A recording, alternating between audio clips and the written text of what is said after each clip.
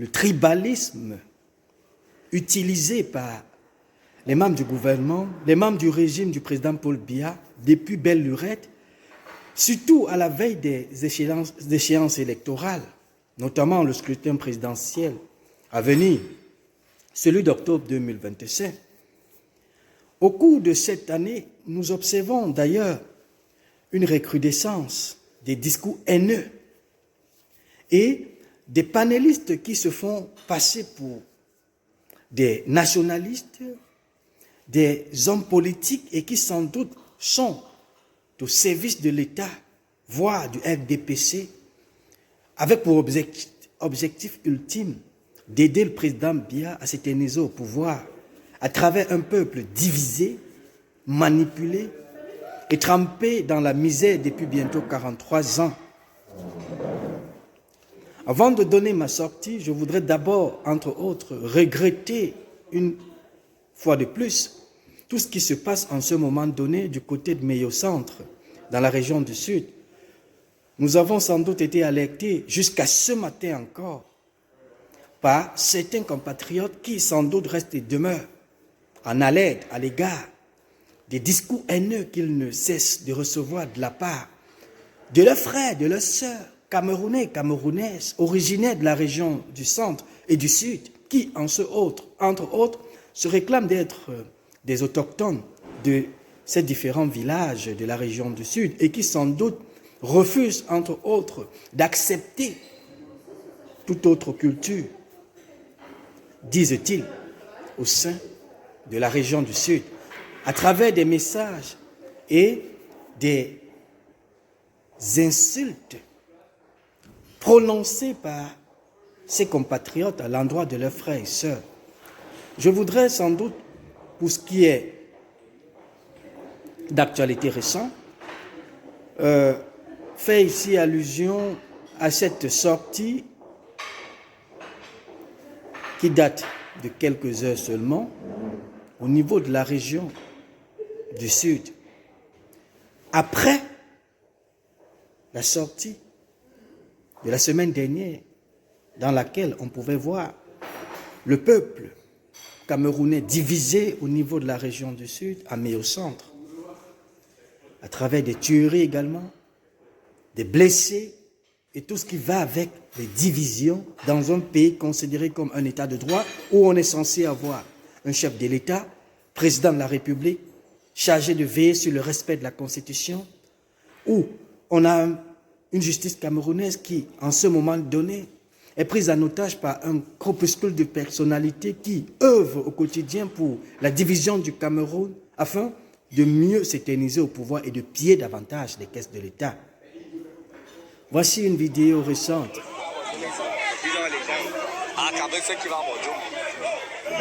Fermez la boutique.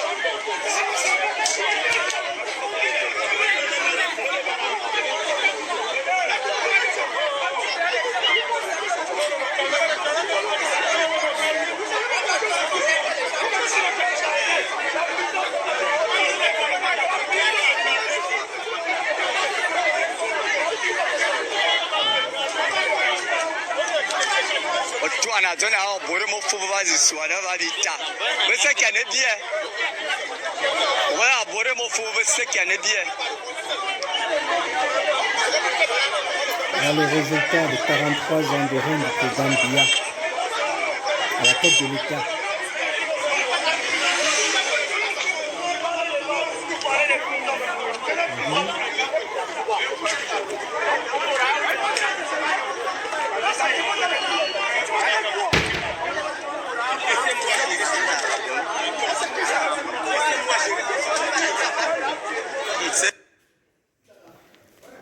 Voilà, ces images sont récentes.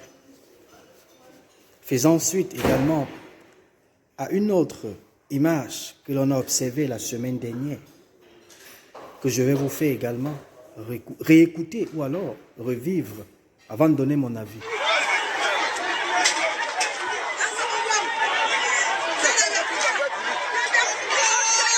Cette image date de la semaine dernière, date à laquelle cette barbarie a débuté dans la région du Sud. Dans un pays où il y a un chef d'État, dans un pays où il y a un premier ministre chef du gouvernement, dans un pays où il y a la justice camerounaise.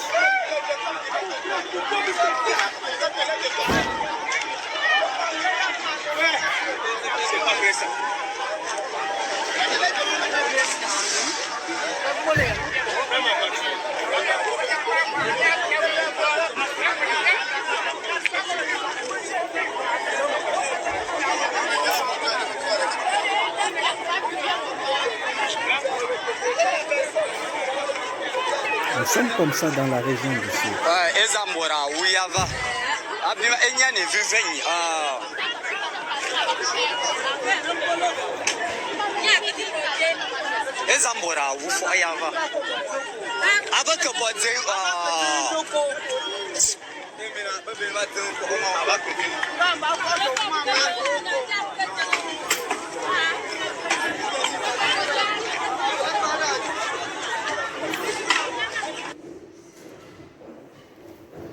Ok.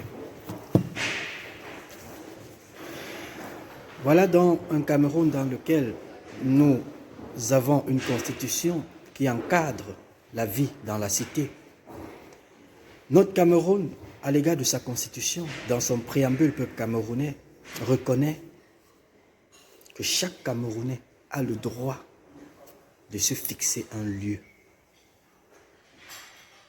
Le préambule de la constitution, la loi du 2 juin 1972, modifiée et complétée par la loi du 18 janvier 1996, qui a été bien entendu modifiée et complétée par la loi de 2008, notamment du 14 avril, signée par Paul Biya, portant Constitution du Cameroun, à travers laquelle on peut bien lire au niveau de son préambule que tout Camerounais doit se sentir Camerounais, quel que soit le lieu où il se trouve sur le territoire camerounais.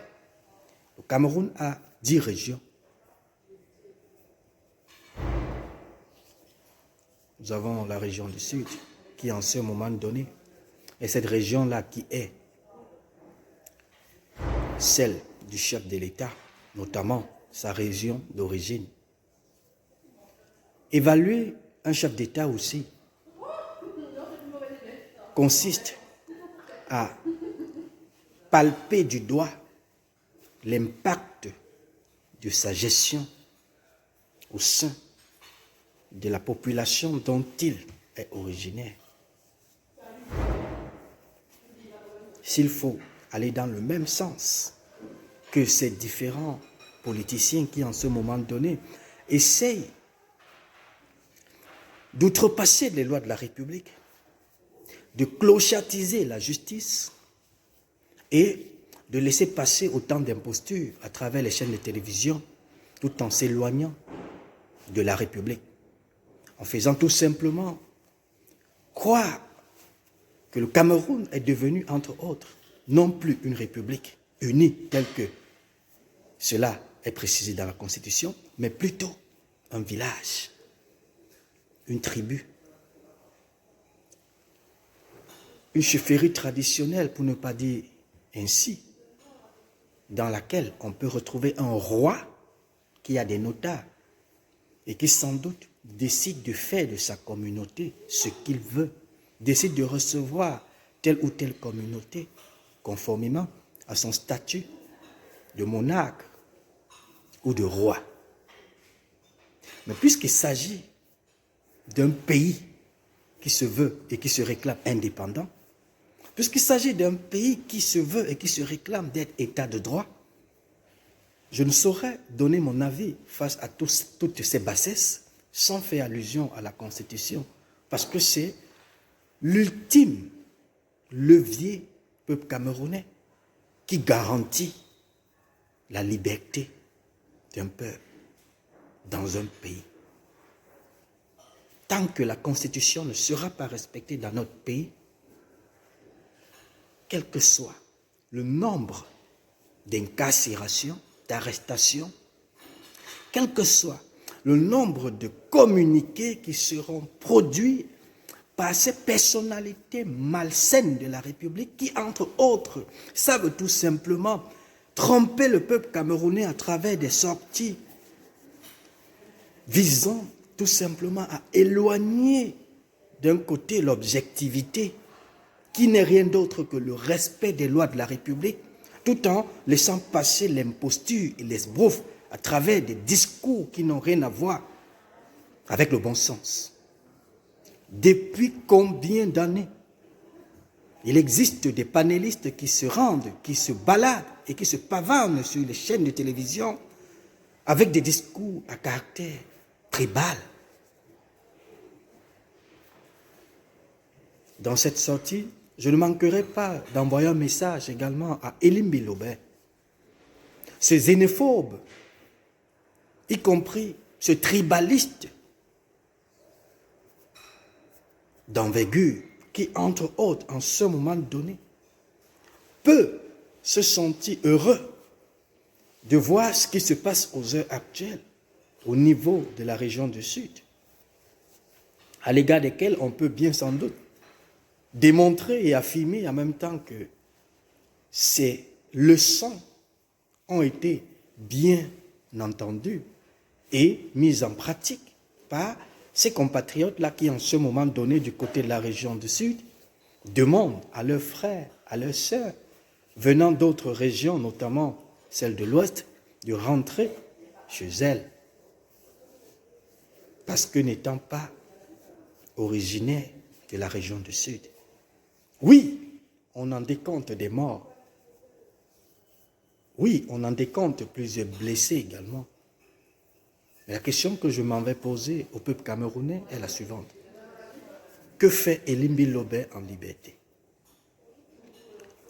On peut sans doute faire allusion tout simplement à sa énième sortie effectuée hier sur la chaîne de télévision Info TV, une sortie au cours de laquelle il n'a sans doute manqué de poursuivre, bien entendu, ses œuvres, son objectif visant à instaurer un climat de haine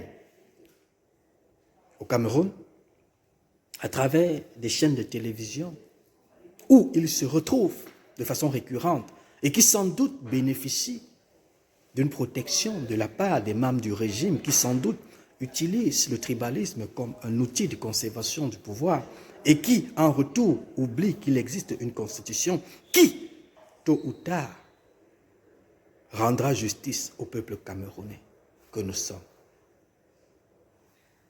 Écoutez Elimbi Lobé. Écoutez-le, chers compatriotes. Monsieur Elimbi, vous êtes un nazi tropical. S'il vous plaît, ne reproduisez pas rien. Peu importe. S'il vous plaît, on n'est pas ici pour vous quereller. S'il vous plaît. Mais je vous dis qu'on ne vous laissera pas satisfaire vos ambitions. Vous avez aussi dit que le nationaliste Ernest Wandier, s'il vous plaît. Mais c'est un bandit. Ça va vous attraper. Oui, que ce soit. Les gens qui se terrassent sur un plateau, c'est pas beau. Vous archivez quoi? S'il vous plaît. Je vais vous faire réécouter une deuxième fois. Écoutez-le. Monsieur Elimbi, vous êtes un nazi tropical. S'il vous plaît, ne reproduisez pas rien. Peu importe. S'il vous plaît, on n'est pas ici pour vous quereller. S'il vous plaît. Mais je vous dis qu'on ne vous laissera pas satisfaire vos ambitions. Vous avez aussi dit que le nationaliste Ernest Wandier, s'il vous plaît. Mais c'est un bandit. Ça va vous attraper. Oui, que ce soit. Les gens qui se terrassent sur un plateau, c'est pas beau. Vous archivez quoi? S'il vous plaît. Ça se passe au Cameroun, à Mondovision, sur la chaîne Info TV. En date du 23 février 2025, une émission intitulée Libre Expression, au cours de laquelle Elimbi Lobé déclare officiellement que le héros national qui nous a aidés par le passé à conquérir le pays, qui nous a aidés à faire face à notre indépendance. Et Limbi Lobert nous fait savoir et entendre à Mondovision que Ernest Ouandi, le héros national, est un bandit. Ça s'est passé le dimanche 23 février 2027 dans ce pays-là. Et jusqu'à présent, il est en liberté. Ceci s'ajoute aux nombreuses d'entre ces différentes sorties à lui qui vont dans le sens réel et précis de toutes les scènes et barbaries que l'on observe depuis bientôt plusieurs semaines, pour ne pas dire quelques jours seulement, au niveau de Meyo-Centre, dans la région du Sud. Jusqu'à ce matin, je vous ai d'ailleurs présenté des images récentes qui montrent également que malgré les morts enregistrés, y compris les blessés enregistrés du côté de Meyo-Centre la semaine dernière, cela n'a pas permis à l'État du Cameroun, jusqu'à présent,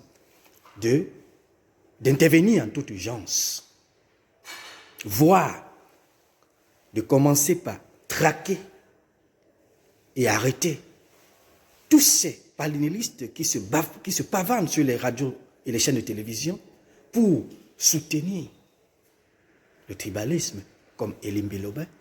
Cela n'a pas permis, ou alors cela n'a pas donné des leçons à l'État du Cameroun pour enfin descendre sur le terrain et recadrer éventuellement ces populations de la région du centre et du sud qui en ce moment se réclament propriétaires du Cameroun, entre autres. Peuple camerounais, que dit l'article 5 de la Constitution? Le président de la République est chargé de veiller au strict respect de la Constitution. Peuple camerounais, que dit le préambule de la Constitution? Je me permets de vous lire le préambule de la Constitution du Cameroun, pour toute fin utile. Je suis convaincu, entre autres, que mes pages sur Internet sont suivies par des magistrats, des secrétaires généraux, des ministres, des collaborateurs directs du chef de l'État, l'ONU, l'Union africaine et l'ensemble des organisations internationales en charge des droits et libertés fondamentales des hommes sur la terre, en l'occurrence du peuple camerounais. Je me permets donc de relire, pour toute fin utile, le préambule de notre Constitution. Si ça peut, de près ou de loin, éveiller les consciences des dirigeants dans notre pays aux heures actuelles, en attendant octobre 2025, afin que nous puissions prendre notre décision historique pour en faire de notre pays un pays républicain et un État de droit, et non ce que nous observons comme résultat du RDPC depuis bientôt 43 ans et qui sans doute fait honte à la République entière. Préambule de la Constitution. Loi numéro 96 du 6, j'ai dit, bas numéro 96, bas 06 du 18 janvier 1996 portant révision de la Constitution du 2 juin 1972. L'Assemblée nationale a délibéré et adopté. Le président de la République promulgue la loi dont la teneur suit Constitution de la République du Cameroun. Je m'en vais vous la lire, le préambule de la Constitution. Le peuple camerounais, fier de sa diversité linguistique et culturelle, élément de sa personnalité nationale qu'elle contribue à enrichir, mais profondément conscient de la nécessité impérieuse de parfaire son unité, proclame solennellement qu'il constitue une seule et même nation, engagée dans le même destin, et affirme sa volonté inébranlable de construire la patrie camerounaise sur la base de sa volonté inébranlable. Je voudrais dire, je me répète, peuple camerounais, fier de sa diversité linguistique et culturelle, élément de sa personnalité nationale qu'elle contribue à enrichir, mais profondément conscient de la nécessité impérieuse de parfaire son unité, proclame solennellement qu'il constitue une seule et même nation, engagée dans le même destin, et affirme sa volonté inébranlable de construire la patrie camerounaise sur la base de l'idéal de fraternité, de justice et de progrès. C'est le préambule de la Constitution du Cameroun. Je continue. Jaloux de l'indépendance de la patrie camerounaise, chèrement acquise et résolu à préserver cette indépendance, convaincu que le sceau de l'Afrique se trouve dans la réalisation d'une solidarité de plus en plus étroite entre les peuples africains, affirme sa volonté d'œuvrer à la construction d'une Afrique unie et libre, tout en entretenant avec les autres nations du monde des relations pacifiques et fraternelles conformément aux principes formulés par la Charte des Nations Unies. Lorsque l'on observe cette partie du préambule, on peut bien se poser la question de savoir, dans ce pays-là, en ce moment donné, conformément à l'article 4 de la Constitution, qui fait état de ce que l'autorité de l'État est assurée par le président de la République et le Parlement. Étant également conscient que le Parlement est constitué de l'Assemblée nationale et du Sénat, on peut se poser la question de savoir où est l'Assemblée nationale et la présidente de la République pour aider les populations de la région du Sud, en l'occurrence au niveau de Méo-Centre, de se ramener à l'ordre. Où sont-ils, la présidente de la République et l'Assemblée nationale, qui, conformément à l'article 4 de la Constitution, assurent l'autorité de l'État? On continue. Le préambule de la Constitution. Le peuple camerounais proclame que l'être humain, sans distinction de race, de religion, de sexe, de croyance, possède des droits inaliénables et sacrés. Je me permets de relire encore ceci. Pour Elimbi Lobert et l'ensemble de ses collègues xénophobes et tribalistes, le peuple camerounais proclame que l'être humain, sans distinction de race, de religion, de sexe, de croyance, possède des droits inaliénables et sacrés. Le peuple camerounais affirme son attachement aux libertés fondamentales inscrites dans la Déclaration universelle des droits de l'homme, la Charte des Nations Unies, la Charte africaine des droits de l'homme et des peuples et toutes les conventions internationales irrelatives et durement ratifiées, notamment au principe suivant de points. Tous les hommes sont égaux en droit et en devoir. L'État assure à tous les citoyens les conditions nécessaires à leur développement. Deuxième tiret. L'État assure la protection des minorités et préserve les droits des populations autochtones conformément à la loi. Troisième tiret.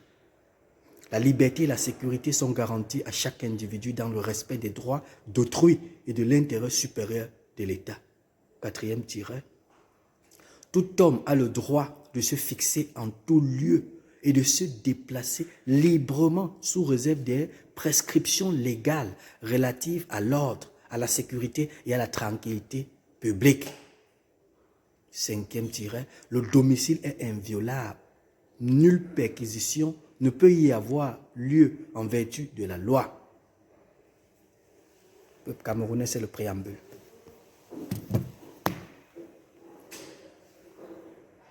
Tout Camerounais a le droit de se fixer un lieu sur le territoire camerounais et même à l'étranger.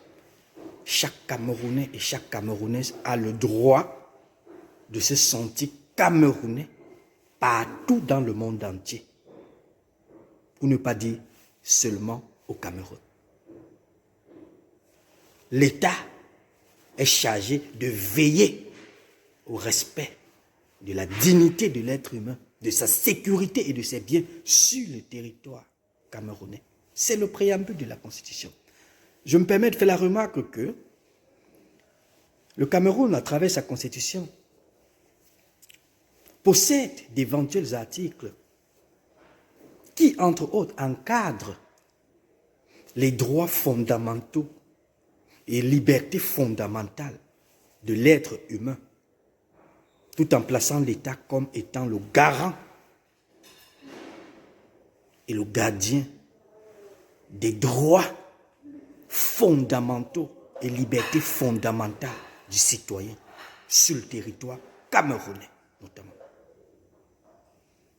La question que l'on peut se poser est celle de savoir où est celui chargé de faire respecter la Constitution. Il est à Itoudi. Il est à Itoudi. Et ces créatures sont sur le terrain pour aider le Camerounais à détester l'autre.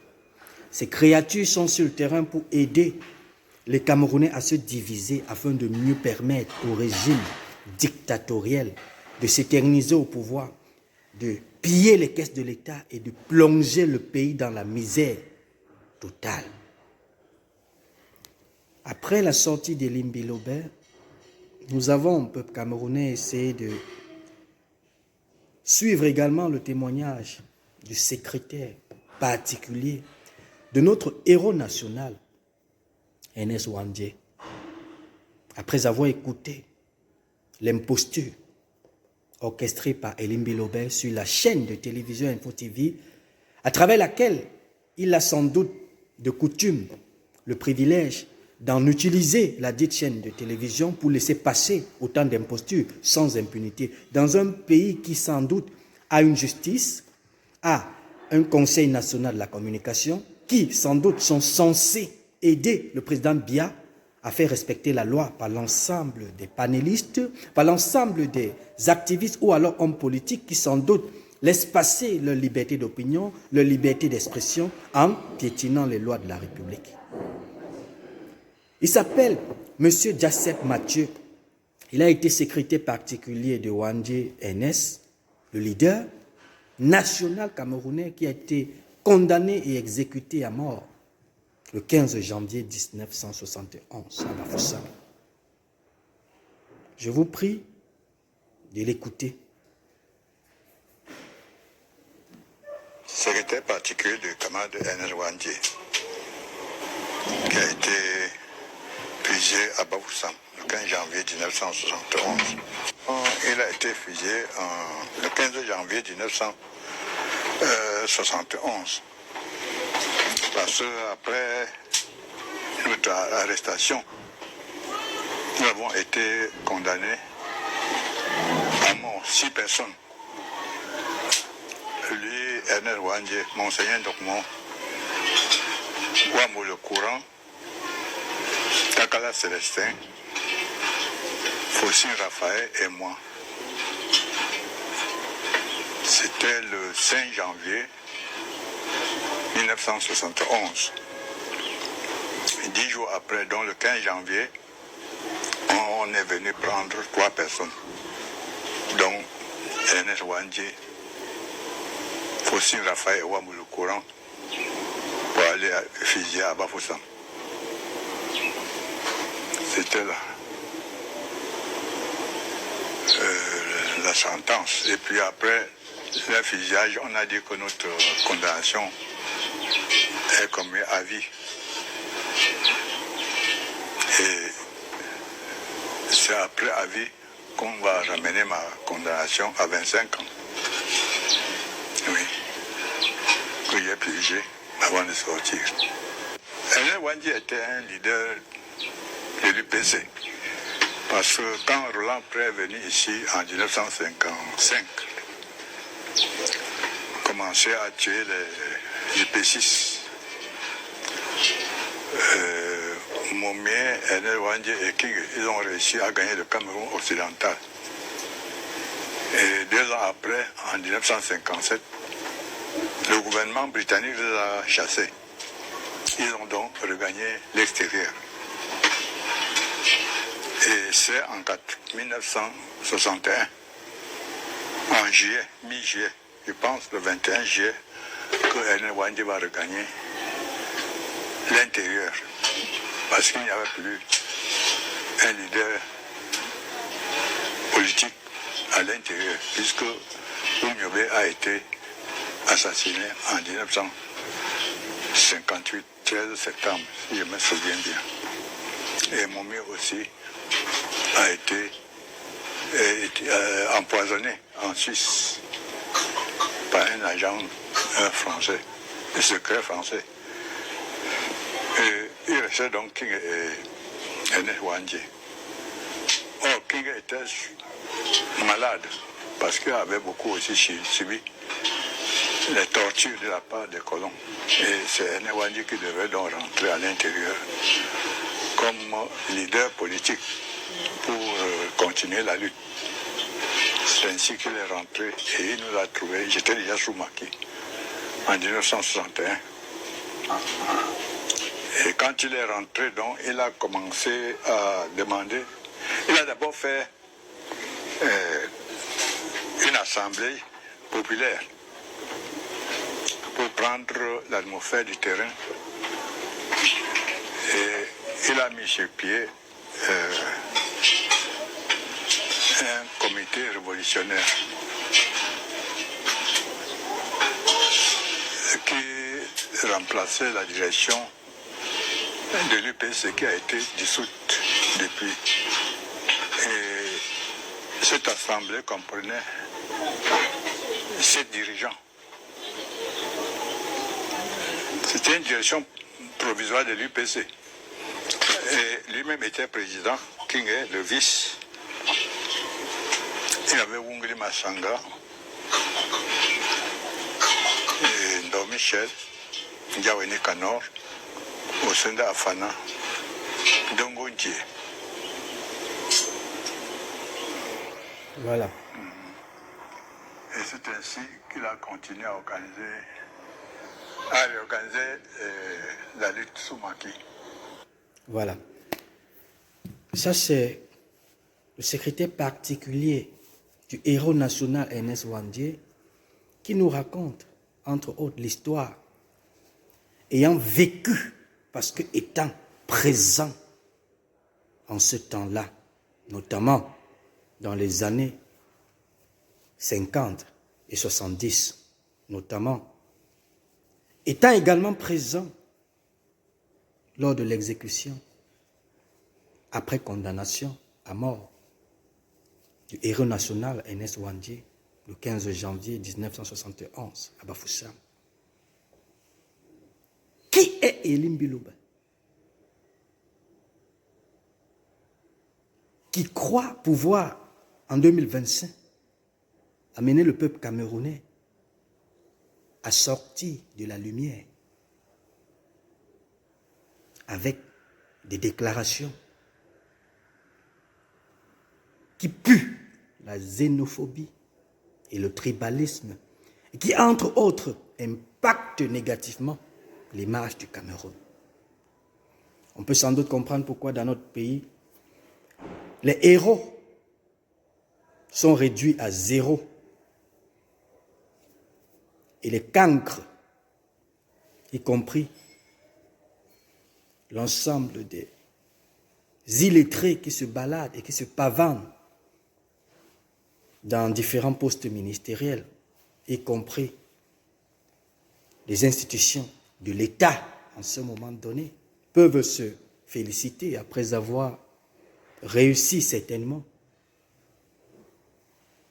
à faire passer autant d'impostures dans notre pays pendant plusieurs années, tout en garantissant leur siège de façon éternelle. Mais j'ai tout simplement, en tant que Camerounais, envie de dire, peuple camerounais, le destin de notre pays est entre nos mains.